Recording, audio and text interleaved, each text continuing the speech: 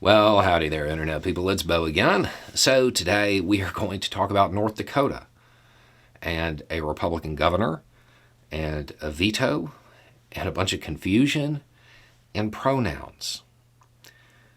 Because something happened in North Dakota that surprised a lot of people. And there's a lot of people who are just learning that a certain group actually exists in real life. And it's an interesting development. So here's the question. Can you explain what just happened in North Dakota? A Republican governor just vetoed a bill to stop schools from using pronouns. It's talking about students' pronouns, and it's actually much wider than just schools. But the main focus was schools.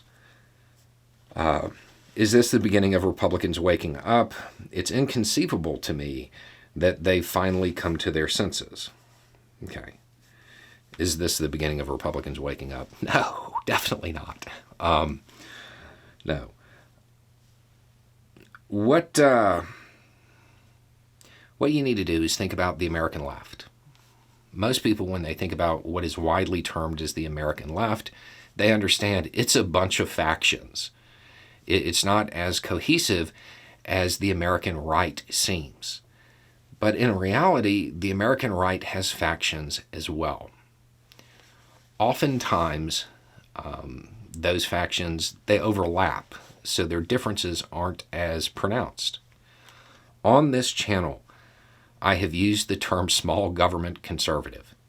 And normally when I say it, there's a bunch of people in the comments saying stuff like, those people don't actually exist.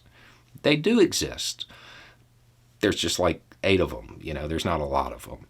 More than 8, but there aren't a lot of them, and there are even fewer in politics because they're small government conservatives. They tend to not run.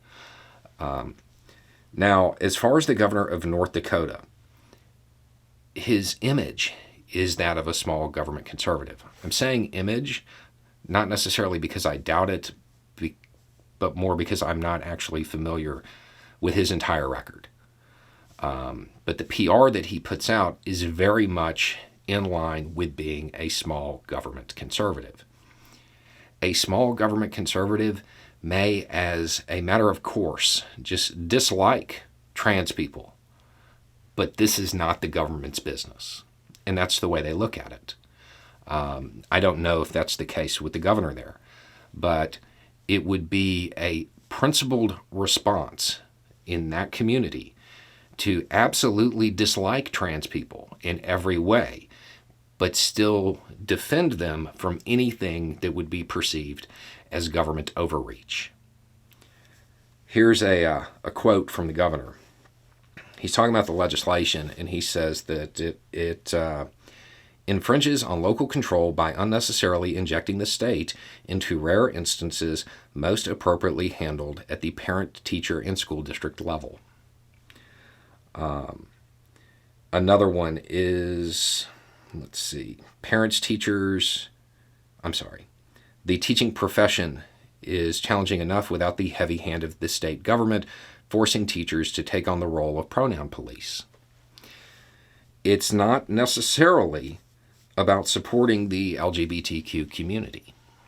It's more about stopping what is perceived to be state overreach. So that's why the veto occurred. Now, it is worth noting that this governor back in 2021 vetoed a bill dealing with trans students playing sports in school. And it was basically like, you're not going to stop it. I'm not sure whether or not this governor actually is somewhat supportive or maybe even a really strong ally. But it seems like the driving force behind the decision is more about being a small government conservative. Again, people that most believe only exist in memes. There are a few of them out there. Before you get too happy about this, though, I do have some concerning news.